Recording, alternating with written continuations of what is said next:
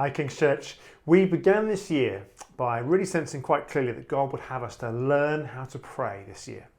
We talked about learning to enjoy the gift of prayer and also learning to more effectively wield the weapon of prayer. And at that point we had no idea, did we, how the world would change, how our lives would change this year.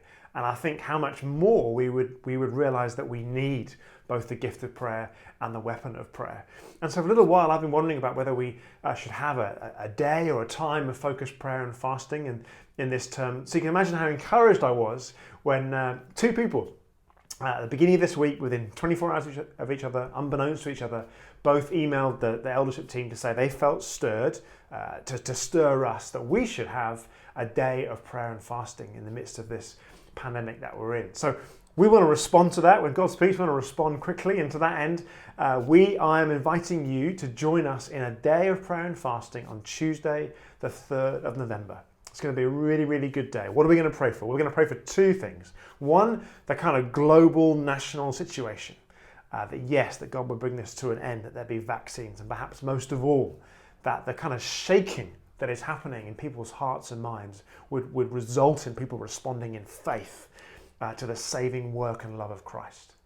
And the second thing we're going to pray for is our local church, is for King's Church. We're halfway through this little adventure that we felt God called us to have a go at being one church in kind of 3 locations. So we'd love to really kind of pause and take stock and ask God to continue to speak to us and guide us as we head towards the regroup phase that we talked about at the turn of the year. So that's what we're going to pray for.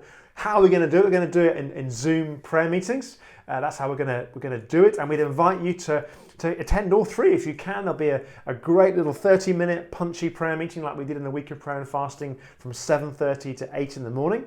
There'll be another one just like that from 1 until 1:30 in the afternoon. Would love you to consider fasting in one or both of those meal times to create space and spiritual hunger to pray in those 2 contexts.